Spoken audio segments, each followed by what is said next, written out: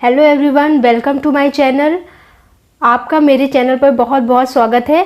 आज से हम लोग क्लास 11th की मैथ्स एनसीईआरटी बुक्स को सॉल्व करना स्टार्ट कर रहे हैं और हम यूपी बोर्ड के पूरे सिलेबस को यहाँ पर कवर करेंगे। बहुत सारी प्रैक्टिस करेंगे। जब ये आपका सिलेबस कंप्लीट हो जाएगा, जो इस ईयर के लिए आपका सिलेबस दिया गया है, उन क्वेश्चन को, उन एक्सरसाइज को हमें कंप्लीट सॉल्व करना है और फिर उसके बाद प्रीवियस ईयर के जितने भी आपके सिलेबस के अकॉर्डिंग क्वेश्चन आए हैं उन्हें भी हम सॉल्व करेंगे और ज़्यादा से ज़्यादा प्रैक्टिस करेंगे ताकि आप ज़्यादा से ज़्यादा मार्क्स गेन कर पाएँ। तो इसके पहले मैंने class 10th maths NCERT books से बहुत सारे चैप्टर को हम सॉल्व कर चुके हैं। पूरा उसको हमने कंप्लीट डिस्कस किया है, बट वो सीबीएसई बोर्ड्स की जो इंग्लिश मीडियम में बुक होती है उसका मैंने वहाँ पर पूरा सोल्यूशन दिया हुआ है और क्लास 8 के भी हमने कुछ वीडियो अपलोड किए हुए हैं, वो भी इंग्लिश मीडियम के लिए हैं। तो कुछ स्टूडेंट का कहना था कि मैम हिंदी मीडियम वालों के लिए भी वीडियो अपलोड किए जाएं, और आप देख सकते हैं कि यूट्यूब पे इंग्लिश मीडियम वालों के लिए पहले से ही काफ़ी वीडियो हैं। मैंने देखा कि हिंदी मीडियम वालों के लिए इतने ज़्यादा वीडियो नहीं हैं, तो मैंने डिसाइड किया कि जो मैं क्लास 11th की मैथ्स एनसीईआरटी का सिलेबस कवर करूँगी वो यूपी बोर्ड के लिए होगा, मीन्स हिंदी लैंग्वेज में होगा। बट जो सीबीएसई बोर्ड के स्टूडेंट हैं वो भी इसको देख सकते हैं, वो अपना यहाँ से बेसिक क्लियर कर सकते हैं, क्योंकि कैलकुलेशन तो आपकी सेम ही होती है। जो दोनों ही बुक में क्वेश्चन है वो सेम क्वेश्चन सेम नंबर के साथ सेम यूनिट यूज़ करते हुए इस्तेमाल किए गए हैं, तो कोई भी डिफरेंस नहीं है आपकी बुक में, बस लैंग्वेज का डिफरेंस है।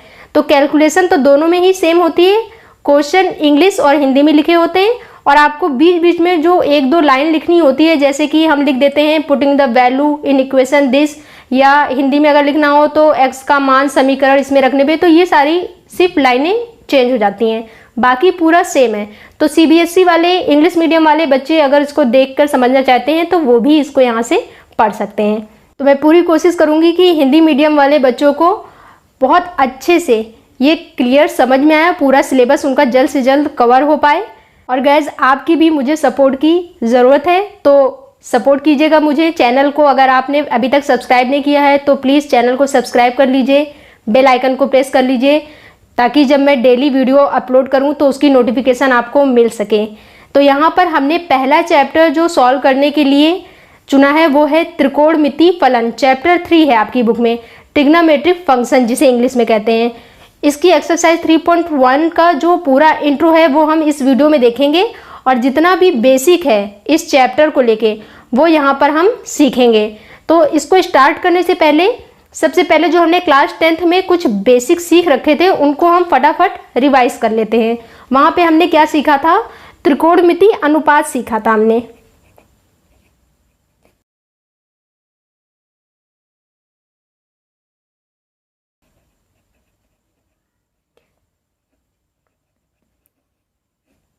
जिसे इंग्लिश में ट्रिग्नोमेट्रिक रेशियो कहते हैं। तो ये सब वैल्यूज़ क्या थी हमारी? सपोज हमने कोई एक एंगल ले लिया, कोई कोण लिया है, sine A, cos A, tan A, cot ए,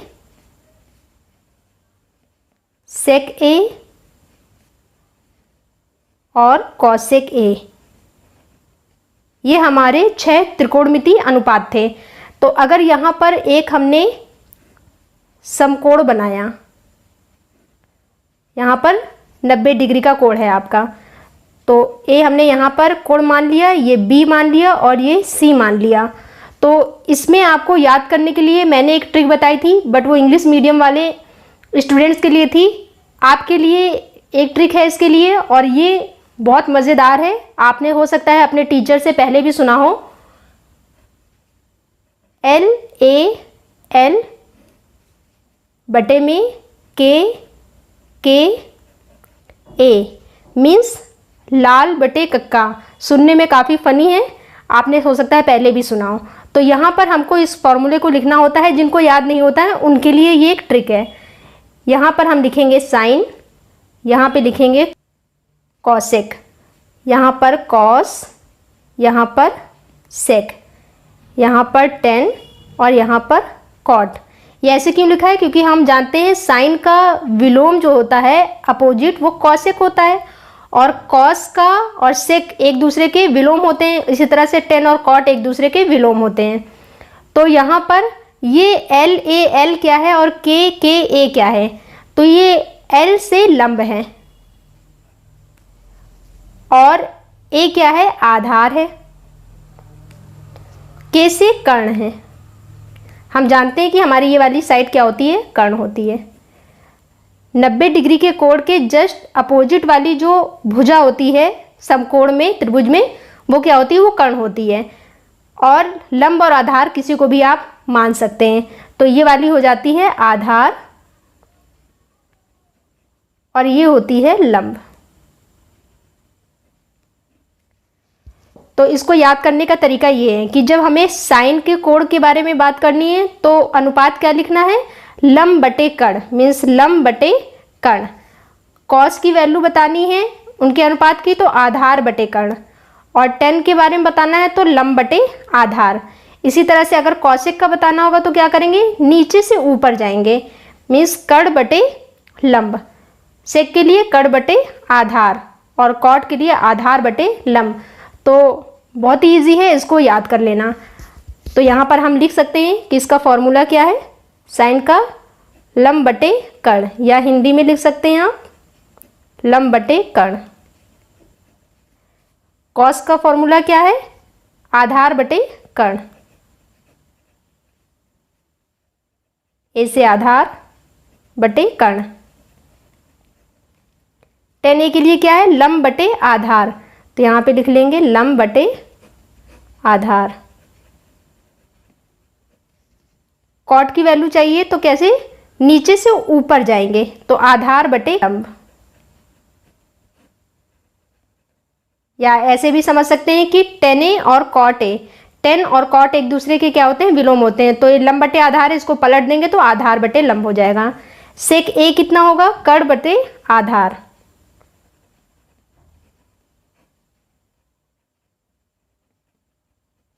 या अगर आपको कॉस के बारे में पता है तो इसको भी हम इसका विलोम कर लेंगे, पलट देंगे तो कर्ण बटे आधार हो जाता है। कॉसेक के लिए कर्ण बटे लंब।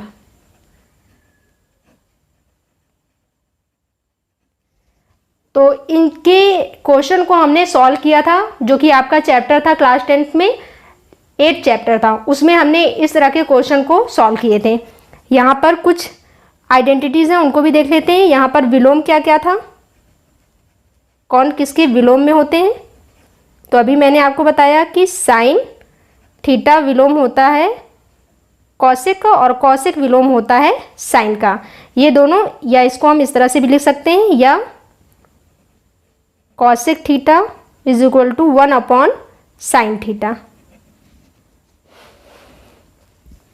इसी तरह से कॉस थीटा और सेक थीटा एक दूसरे के विलोम होते हैं, या इसी को लिख सकते हैं सेक थीटा बराबर 1 upon cos theta. Tan theta बराबर 1 बटे कॉट थीटा, ये इसका विलोम हो गया। या इसी को लिख सकते हैं कॉट थीटा बराबर 1 upon tan theta.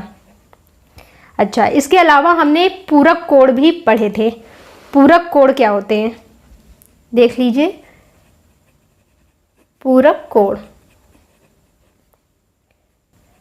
Sign, cos, ten, cot, सेक और कॉसेक, और कोण ले लिया हमने थीटा।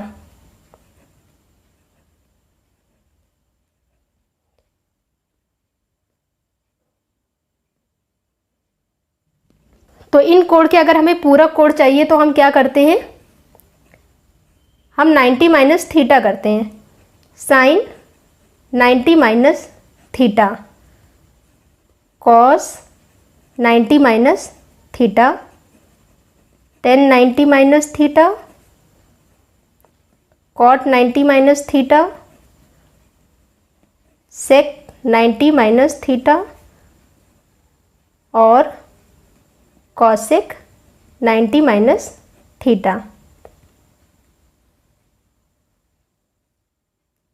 तो इन सब की वैल्यूज़ क्या होती थी, जैसे ही हम 90 माइनस थीटा करते थे तो साइन कॉस में चेंज हो जाता था, कॉस साइन में चेंज हो जाता था, और सारी ही जो वैल्यूज़ आती थी बदलने के बाद वो धनात्मक होती थी। ये याद रखना है हमें। जब भी हम 90 माइनस थीटा करते हैं तो जो भी चेंज होगा वैल्यू क्या होगी, पॉजिटिव होगी। तो साइन चेंज हो जाता था कॉस में, कॉस चेंज हो जाता था साइन में, टेन चेंज होता था कॉट में, और कॉट चेंज हो जाता था टेन में। सेक कॉसेक में चेंज हो जाता था, और कॉसेक सेक में चेंज हो जाता था। अच्छा, कुछ स्टूडेंट को यहाँ पर बहुत कन्फ्यूज़न होता है कि यहाँ पर तो साइन को हमने कॉस में बदला है, कॉस साइन में है, तो क्या ये इसका विलोम है? नहीं, ये विलोम नहीं है, ये पूरक है इसका। ठीक है, जब हम विलोम निकालते हैं तो साइन का कॉसेक के साथ रिलेशन है और कॉस का सेक के साथ रिलेशन है। टेन का तो आपका उसी तरह से सेम है, टेन कॉट का रिलेशन। ये एक दूसरे के विलोम भी हैं और ये एक दूसरे के पूरक भी हैं, टेन और कॉट। मगर साइन और कॉसेक ये विलोम है और साइन कॉस एक दूसरे के पूरक हैं। ये पॉइंट आपको याद रखना है। इसके अलावा उसमें हमने कुछ सर्व समीकरणें पढ़ी थी।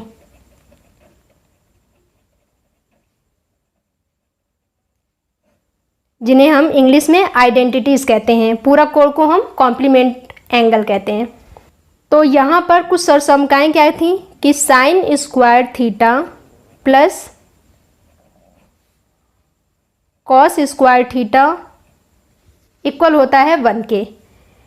इसी को फॉर्मूले को हमने कई तरह से यूज़ किया था। कैसे कि अगर कॉस स्क्वायर थीटा लिखा होता था और हमें उसकी वैल्यू साइन में चेंज करनी होती थी तो हम साइन स्क्वायर थीटा को इधर ट्रांसफ़र करते थे। ट्रांसफ़र मतलब पक्षांतर करते थे। तो बराबर के इधर उधर जब किसी भी चीज़ को हम पक्षांतर करते हैं तो उसके चिन्ह बदल जाते हैं, साइन चेंज हो जाता है, पॉजिटिव निगेटिव हो जाता है, निगेटिव पॉजिटिव हो जाता है। गुणे की चीज़ भाग में जाती है और भाग की चीज़ गुणे में आ जाती है। तो यहाँ पर ये धनात्मक है, पॉजिटिव है, इधर जाएगा तो माइनस का हो जाएगा, 1 माइनस साइन स्क्वायर थीटा। इतनी लैंग्वेज कॉमन ही होती है कि हम पॉजिटिव निगेटिव समझ सकते हैं। यहाँ पर इसी तरह से इसी को हम और क्या लिख सकते थे, अगर हमें साइन स्क्वायर थीटा की वैल्यू निकालनी होती थी कॉस में तो हम 1 इधर है, कॉस स्क्वायर थीटा को इधर भेज दिया, कॉस स्क्वायर थीटा। मिस इसी फॉर्मूले से ये 3 फॉर्मूले और बनते थे, इनका हम डायरेक्ट वहाँ पे यूज़ कर लेते थे। सेकेंड थी एक सर्व समीकरण आपकी 1 plus tan square theta is equal to sec square theta. इसी से हमने 2 और आइडेंटिटीज बनाई थी। एक था टेन स्क्वायर थीटा अगर निकालना है सेक के टर्म में तो क्या करते थे, टेन स्क्वायर थीटा इक्वल होता है सेक स्क्वायर थीटा -1, क्योंकि 1 को जब इधर पक्षांतर करेंगे तो -1 हो जाएगा। या इसी को हम लिख सकते थे कि 1 को इधर ही रहने देते हैं, टेन स्क्वायर को इधर ले लेते हैं, तो सेक स्क्वायर थीटा ये उधर पक्षांतर हो जाएगा तो माइनस का टेन स्क्वायर थीटा हो जाएगा। और बराबर में इधर अकेले 1 है, 1 को हमने इधर उधर कहीं नहीं भेजा तो उसका चिन्ह जैसा था वैसे ही रहेगा।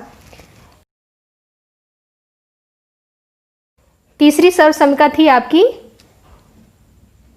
1 plus cot square theta is equal to cosec square theta. तो इससे भी हम 2 फॉर्मूले और बना लेते थे कि कॉट स्क्वायर थीटा बराबर कितना होगा, 1 को इधर पक्षांतर किया तो कॉसेक स्क्वायर थीटा -1, और इसी को हम लिख सकते हैं कि कॉट स्क्वायर थीटा को उधर ले गए तो cosec square theta minus cot square theta is equal to 1 होता है। तो ये सारी सर्व समीकरणें थी हमारी। इसके अलावा हमने कुछ एंगल्स लर्न किए थे 0 से 90 तक। 0 डिग्री से 90 डिग्री तक हमने एंगल्स याद किए थे कि साइन 0 कितना होता है, साइन 30 कितना होता है। यहाँ पर हमने 0 डिग्री के, 30 डिग्री, 45, 60 डिग्री और 90 डिग्री, ये सारे एंगल हमने इन सब साइन, कॉस, टेन, कॉट, सेक, कॉसेक इन सब के लिए याद किए थे। जिन स्टूडेंट्स को ये टेबल अभी भी नहीं याद हुई है या वो भूल गए हैं या उन्हें हमेशा डाउट रहता है इन वैल्यूज़ को लेकर कि ये टेबल कैसे याद करें, तो मैंने एक वीडियो बनाया है इस टेबल को लर्न करने के लिए, जिसमें मैंने आपको एक ट्रिक भी बताई है। उस वीडियो को आप प्लेलिस्ट में जाकर चेक कर सकते हैं, वहाँ से आप इजीली इसको सीख जाएंगे कि कैसे लर्न करना है। अब हम इस चैप्टर के जो इस क्लास के लिए बेसिक हैं उनको डिस्कस करते हैं। तो एक्सरसाइज 3.1 में बेसिकली आपको डिग्री को रेडियन में, रेडियन को डिग्री में बदलना है। अब ये रेडियन क्या है, कुछ स्टूडेंट्स को पता होगा, कुछ को नहीं पता होगा। अब तक हमने सिर्फ कोण को मापने के लिए एक इकाई पढ़ी थी, वो है डिग्री। और अब इस क्लास में आप रेडियन के बारे में पढ़ेंगे। रेडियन क्या है, कोण मापने की एक इकाई है। जैसे कोण मापने की एक इकाई डिग्री है, उसी तरह से रेडियन भी है। तो उनके संबंध को पढ़ेंगे, वो होता क्या है, उसका पूरा बेसिक जितना है वो हम इसमें पढ़ लेंगे। और उनके कुछ कुछ जो इम्पोर्टेंट पॉइंट है जो हम एक्सरसाइज में यूज़ करेंगे, उसके लिए फिर हम अलग से पॉइंट कर लेंगे कि हाँ हमें ये चीज़ें यूज़ करनी है। बट बेस पता होना चाहिए, क्योंकि ये आपके आगे किसी क्वेश्चन में या आगे की क्लास में बहुत हेल्प करेंगे, तो इसको जानना बहुत ज़रूरी है। जैसे कि सबसे पहले हम पढ़ें कि कोण होता क्या है। आज तक हमने बहुत सारे कोण की बात की, cos 90, sin 60, sin 45, सारे कोण की बात की। बट कोण एक्चुअल में होता क्या है ये बहुत कम स्टूडेंट्स को पता है। तो कोण की जो डेफिनेशन है, परिभाषा है, वो क्या है, कोण वह माप है जो एक किरण के उसके प्रारंभिक बिंदु के परिता मीन्स चारों ओर घूमने पर बनता है। तो ये क्या है, हमने एक किरण बना ली, इस पॉइंट को हमने O मान लिया और O एक किरण मान ली हमने। अब इस किरण के परिता मतलब ये किरण अगर ऐसे जाती है और मान लिया कि ये घूमकर यहाँ कहीं पहुँच गई, तो ये जितना घूमी है इस किरण के परिता, ये जो हमने घुमाव किया है, ये इकाई क्या है आपकी, ये कोण कहलाती है।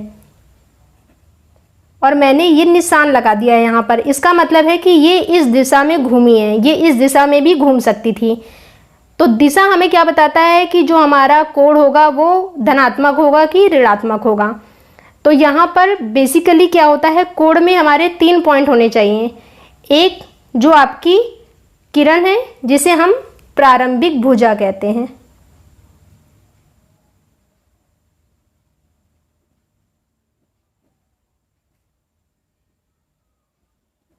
और ये वाली जहाँ पर इसने घूमकर घूर्णन करने के बाद ये रुकी है, ये है आपकी अंतिम भुजा। और तीसरा पॉइंट इसमें ज़रूरी होता है, ये जो घूर्णन जहाँ पर ये फिक्स पॉइंट है और इससे इसी के चारों तरफ घूर्णन हो रहा था, घुमाव हो रहा था, वो क्या है, वो शीर्ष कहलाता है। ध्यान रखिएगा कि ये फिक्स होता है, ये इधर उधर नहीं जाएगा। ये भुजा क्या हो रही है, इसी बिंदु के परिता क्या हो रही है, रोटेट हो रही है, घूर्णन कर रही है। तो ये 3 पॉइंट होते हैं। तो हमें समझ में क्या आया कि कोण क्या है, कि जब भी कोई भुजा प्रारंभिक भुजा और अंतिम भुजा के बीच में एक फिक्स्ड पॉइंट पे जो घुमाव होता है वो कोण कहलाता है।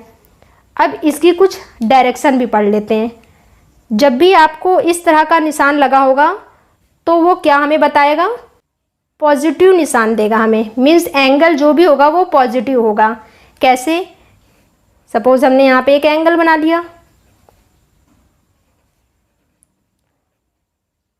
60 डिग्री का मान लेते हैं, तो इसे हम हमेशा पॉजिटिव 60 डिग्री ही क्यों लिखते थे, क्योंकि यहाँ पर जो हमारी प्रारंभिक भुजा होती है इसको हम क्या मानते हैं, 0 डिग्री मानते हैं। और जब ये इधर घूम रही है, किधर, एंटी क्लॉकवाइज। एंटी क्लॉकवाइज समझते होंगे कि क्लॉक हमारी जो घड़ी होती है वो इधर घूमती है, उसके अपोजिट में विलोम दिशा में जाएंगे तो क्या होगा, वो एंटी क्लॉकवाइज कहलाता है, जिसको हिंदी में हम वामावर्त कहते हैं। तो ये एक्चुअल में यहाँ पे निशान इस तरह से रहता है। अब अगर यही भुजा है आपकी प्रारंभिक भुजा और यहाँ पर इस तरह से हमने एक एंगल बनाया और हमने यहाँ पे दिखा दिया है ना कि ये एंगल इधर घूमा है, क्योंकि यहाँ 0 डिग्री था और यहाँ पे घुमा है, तो ये डिग्री एंगल कितना होगा, 60 डिग्री माइनस का होगा। तो यहाँ से एक पॉइंट हमें मिला कि अगर हम क्लॉकवाइज जाते हैं मीन्स दक्षिणावर्त, तो हमें कोण के आगे निशान कैसा लगाना है, निगेटिव लगाना है, मीन्स ऋणात्मक लगाना है। और अगर हम एंटी क्लॉकवाइज जाते हैं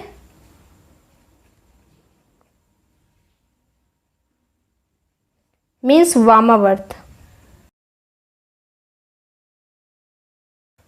तो कोण में जो साइन लगाना है वो क्या होगा, पॉजिटिव होगा। मीन्स वो कोण हमारा धनात्मक होगा। धनात्मक और ऋणात्मक हमें ये बताता है कि वो कोण पॉजिटिव है कि निगेटिव है और उसकी दिशा किधर जा रही है। जैसे इसके कुछ उदाहरण हम देख लेते हैं कि यहाँ पर अगर एक लाइन है और यहाँ पर उन्होंने ऐसे दिखा दिया और उन्होंने कहा कि थीटा कितना है, 30 है, तो यहाँ पर हम -30 डिग्री लिखेंगे। ठीक है, यहाँ पर ये पॉइंट था, उन्होंने कहा कि ये लाइन इधर से इधर आई है, ये इतना कोण क्या होगा, ये प्लस का 180 डिग्री होगा, क्योंकि ये क्या है, ये एंटी क्लॉकवाइज है, तो ये धनात्मक 180 है। वहीं अगर हम इधर से इधर आते हैं तो ये माइनस का 180 डिग्री होगा। तो आई होप आपको ये समझ में आ रहा होगा। इसके अलावा हमारे दूसरे पॉइंट क्या क्या हैं, क्योंकि हम पहले भी पढ़ चुके हैं डिग्री क्या होती है। ये भी हमारे कोण मापने की इकाई है। 10th क्लास में और इससे पहले हमने इसी को पढ़ा था। कोण मापने की इकाई डिग्री। किसी वृत्त में केंद्र पर जो कोण बनता है वो हम 360 कैसे मान लेते हैं। तो सपोज हमने कोई बिंदु लिया और हमने एक भुजा ले रखी है, कोई भी माप ली हमने, और इसमें हम इस भुजा को हमने घुमाया।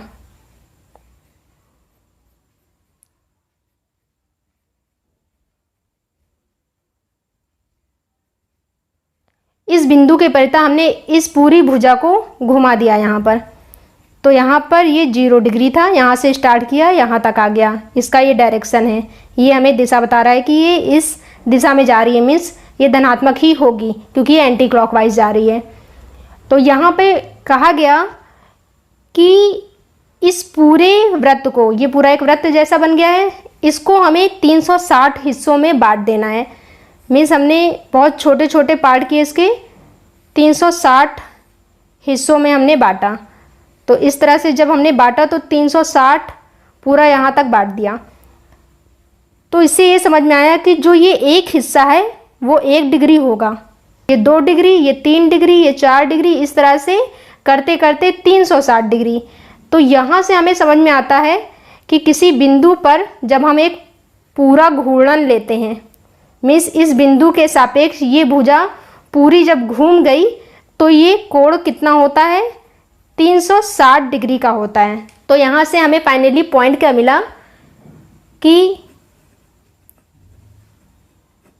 किसी बिंदु के सापेक्ष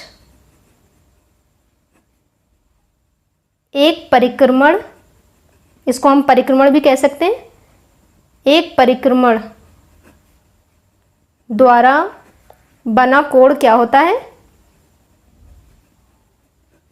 वो 360 डिग्री होता है। अभी क्योंकि हम डिग्री के बारे में पढ़ रहे हैं तो ये 360 डिग्री होता है। तो 1 डिग्री क्या होता है, इसकी वैल्यू क्या है, तो ये पूरा कितना था, 360 डिग्री था, और उसका ये क्या है, केवल 1 डिग्री एक हिस्सा है। तो यहाँ पर क्या लिखेंगे कि जो प्रारंभिक भुजा है से अंतिम भुजा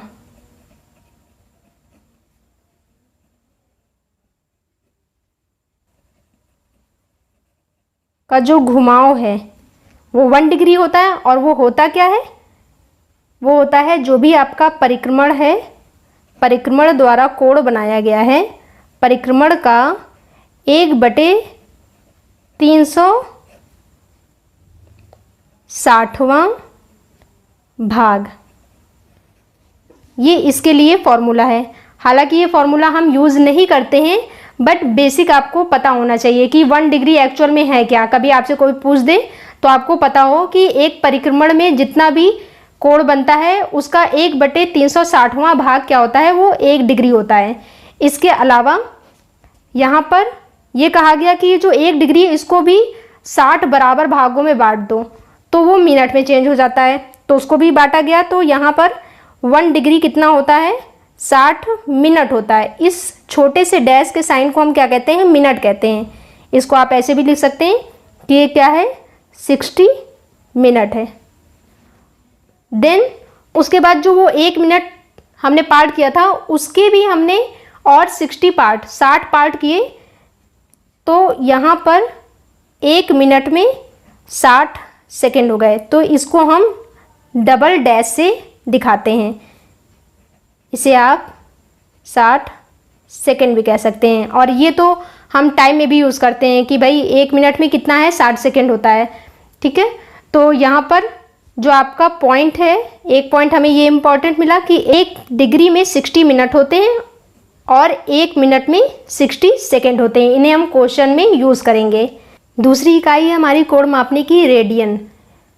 ये क्या होती है, इकाई वृत्त। इकाई वृत्त मतलब एक इकाई। इकाई की जगह यहाँ आप मीटर, सेंटीमीटर कुछ भी हो सकता है। तो एक इकाई की त्रिज्या का हमने एक वृत्त खींचा, उसके केंद्र पर 1 इकाई लंबाई का जो चाप बनेगा, उसके द्वारा जो कोण बनता है वो एक रेडियन कहलाता है। और रेडियन को हम इस तरह से भी दर्शित करते हैं, 1 लिखा और ये छोटा सा जो सी है वो रेडियन को बताता है। तो इसमें इनके कहने का मतलब क्या था कि अगर कोई सर्कल बनाया हमने और यहाँ पर ये 1 इकाई है, त्रिज्या इसकी, ये बिंदु हम मान लेते हैं O, तो ये केंद्र है। इस केंद्र पर यहाँ पर जितना रोटेशन हुआ, घुमाव हुआ, मान लिया कि इस साइड पे ये धनात्मक है क्योंकि एंटी क्लॉकवाइज जा रहा है। तो ये जितनी भी चाप बनी, इसे हम चाप कहते हैं। इंग्लिश में इसको हम आर्क कहते हैं। तो यहाँ पे ये जो चाप है, ये चाप की लंबाई के द्वारा जो बना कोण है, ये कितना है, ये 1 रेडियन कहलाता है। और ये भी कितना होना चाहिए, 1 इकाई होना चाहिए। मीन्स दोनों की जो मात्रक होगा, इकाई होगा, वो सेम होना चाहिए। मीन्स अगर ये सेंटीमीटर में तो ये भी सेंटीमीटर में हो, और ये मीटर में है तो ये भी मीटर में होना चाहिए। तो यहाँ पर 1 रेडियन का कोण बनता है। ठीक है, तो इसकी डेफिनेशन सीधा सीधा समझ में आई कि अगर 1 इकाई का कोई त्रिज्या वाला वृत्त हमने खींचा और केंद्र की परिधि हमने उसको जब घुमाया, तो उसने जो जितना भी चाप बनाते हुए घुमाव किया है वो कितना कहलाता है, वो 1 रेडियन कहलाता है। तो इस तरह से हम ये कह सकते हैं कि अगर वो इतना और घूम जाए, मीन्स यहाँ पर ये 1 था, इतना हिस्सा 1 इकाई था और 1 इसकी त्रिज्या भी है 1 इकाई, और 1 इकाई चाप भी यहाँ पे बना है। उसके बाद ये फिर 1 इकाई और घूम जाए, 1 इकाई का चाप फिर से बन जाए, तो 1 और 1 कितना हो जाएगा, 2 हो जाएगा। त्रिज्या आपकी वही है। तो यहाँ पर कितना रेडियन का कोण बनेगा, 2 रेडियन का कोण बनेगा। मीन्स जितनी चाप बनती जाएगी उसमें हम ऐड करते जाते हैं, उतना ही आपका कोण होता है रेडियन में। तो इस तरह से अगर हम ये पूरा घुमाव कर लें, मीन्स एक पूरा परिक्रमण, वो कितना हो जाएगा,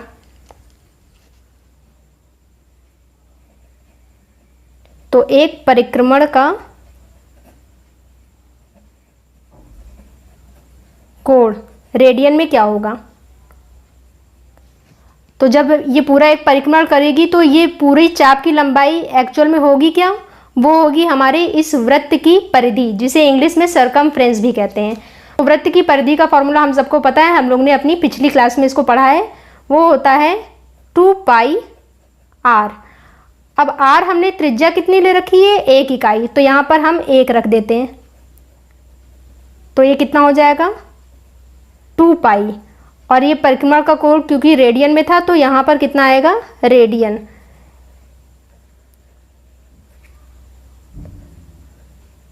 तो आप थोड़ा ध्यान दीजिए कि यहाँ एक परिक्रमण का कोण रेडियन में 2 पाई है, 2 पाई रेडियन। और इससे पहले जब हमने यहाँ डिग्री में दिखाया तो एक परिक्रमण द्वारा बना कोण कितना था, 360। तो यहाँ से एक रिलेशन हमें पता चला कि 2 पाई बराबर होता है 360 डिग्री के। और यहीं से हमें हमारे काम का फॉर्मूला मिलने वाला है, जो कि हम 3.1 में यूज़ करेंगे। वो क्या है कि 2 पाई बराबर अगर 360 डिग्री है तो 1 पाई कितना होगा, या हम पाई समझ सकते हैं। तो ये 2 क्या होगा, पक्षांतर होकर भाग में आ जाएगा, डिवाइड में। तो 360/2 कैंसिल करेंगे तो 180 आ जाएगा। तो यहाँ से हमें क्या मिला कि पाई बराबर कितना होता है, 180 डिग्री होता है। यहाँ पर रेडियन लिख लीजिएगा या ऐसे भी लिख लीजिए, पाई, 1 पाई रेडियन बराबर 180 डिग्री। इसे हम यूज़ करेंगे जब हमें कोण को रेडियन से डिग्री में बदलना होगा या डिग्री से रेडियन में आना होगा, तो इसे हम वहाँ पर यूज़ करेंगे। यहाँ पर अभी हमने जितनी भी बात की वो हम एक इकाई की त्रिज्या लेते हुए हमने वृत्त खींचा। तो हर बार तो ऐसा नहीं होगा कि हमेशा एक त्रिज्या का आपको वृत्त दिया जाए। अगर वो किसी और 5 सेंटीमीटर हो गया, 25 सेंटीमीटर त्रिज्या का वृत्त हो गया, तब हम कोण कैसे निकालेंगे? क्या आप इस तरह से एक एक करके ऐड करेंगे? तब ऐसे नहीं करना है। उसके लिए आपको एक फॉर्मूला गिवन है, थीटा, क्योंकि यहाँ पर ये रेडियन की ही बात हो रही है, तो ये जो कोण होगा वो रेडियन में होगा। थीटा बराबर होगा ये जितना भी चाप की लंबाई है, चाप की लंबाई बटे त्रिज्या, जिसको आप लिख सकते हैं चाप की लंबाई अगर l मान लें और त्रिज्या हम r लेट करते हैं, तो यहाँ पर एक फॉर्मूला बनेगा थीटा बराबर l अपॉन r। तो एक फॉर्मूला आपका ये हुआ, एक फॉर्मूला यहाँ से हमें ये मिला है। और 2 इम्पॉर्टेंट पॉइंट हमको ये मिले थे कि 1 डिग्री में 60 मिनट और 1 मिनट में 60 सेकेंड होते हैं। एक और पॉइंट रह गया है जो थ्योरी का है, उसको भी देख लेते हैं। वो आपके, क्योंकि ये त्रिकोणमिति फलन है तो फलन से संबंधित है, ये हमारा बाद में काम आएगा, तो इसको भी हम इसी वक्त यहीं पे देख लेते हैं। रेडियन और वास्तविक संख्याओं में संबंध क्या होता है? तो इसके लिए हमने एक घेरा ले लिया है, एक रिंग ले लिया है। मान लिया कि उसकी जो त्रिज्या है वो 1 इकाई की है और यहाँ से ये केंद्र O है और ये पॉइंट A है। इस A पॉइंट से को टच करते हुए हमने एक संख्या रेखा खींच दी है और संख्या रेखा पे हम वास्तविक संख्याओं को दिखा सकते हैं। तो मान लिया कि एक तरह की रस्सी ही है, मान लीजिए, इमेजिन कर लीजिए, और इसमें हम क्या करेंगे कि यहाँ से अगर ये इतना घूमता है ये वाली भुजा, तो वो कितना बनाती है? 1 डिग्री बनाएगी। अगर यहाँ से ये क्या है, चाप 1 इकाई का है, अभी हमने इसके पहले इसको पढ़ा। अब अगर इस रस्सी को, ये जो हमने संख्या रेखा के तौर पे मान रहे हैं, इसको अगर हमने इसमें लपेट दिया तो ये ऐसे घूमने पे यहाँ कहीं इसको टच करेगी, तो यहाँ पर कितना बनेगा? 1 रेडियन बन जाएगा। इसी तरह से अगर हम यहाँ पे 1 था इकाई चाप की और यहाँ पर फिर 1 इकाई का चाप बनाते हुए ये रेखा घूम गई, तो 1 इकाई और 1 इकाई मिलकर चाप की कितनी हो रही थी? 2 इकाई।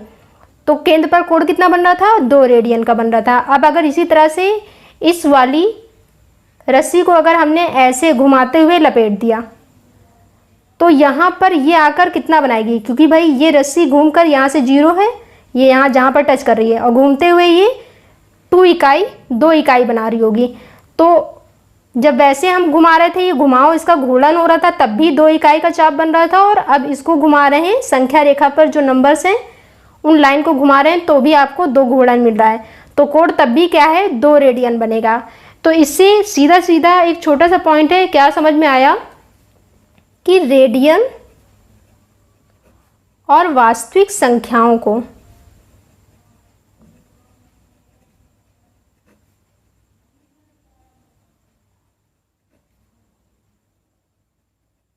समान मान सकते हैं।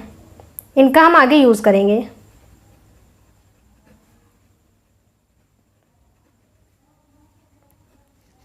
तो ये कंप्लीट होता है आपके चैप्टर का इंट्रोडक्शन।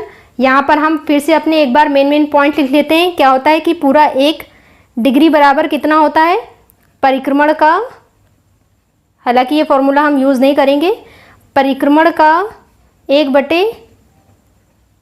1/360वां भाग, ये 1 डिग्री होता है। ये फॉर्मूला यूज़ नहीं करना है, बस पता होना चाहिए। यहाँ पर हमने सीखा था कि 2 पाई रेडियन बराबर कितना होता है? 360 डिग्री होता है। तो पाई रेडियन बराबर कितना हुआ? क्योंकि इधर से 2 इधर पक्षांतर होकर आएगा, भाग में कैंसिल करेंगे तो 180 हो जाएगा। मीन्स पाई रेडियन बराबर 180 डिग्री होता है। एक ये फॉर्मूला है। एक फॉर्मूला ये है कि 1 मिनट में 60 सेकेंड होते हैं, और यहीं से अगर हम निकालें तो 1 डिग्री में 60 मिनट होते हैं और 1 मिनट में 60 सेकेंड होते हैं। ये भी हम यूज़ करेंगे आगे। एक फॉर्मूला जो रेडियन में था कि थीटा अगर हमें दे रखा है रेडियन और हमें चाप की लंबाई पता है और त्रिज्या पता है तो हम कोण निकाल सकते हैं, मगर वो रेडियन में है। वो था हमारा L/R। L आपके चाप की लंबाई है और R आपके वृत्त की त्रिज्या है। इम्पॉर्टेंट पॉइंट था कि जब हम एंटी क्लॉकवाइज जाएंगे तो पॉजिटिव कोण बनेगा और जब क्लॉकवाइज जाएंगे तो नेगेटिव कोण बनेगा। तो कंप्लीट होता है आपका इंट्रोडक्शन।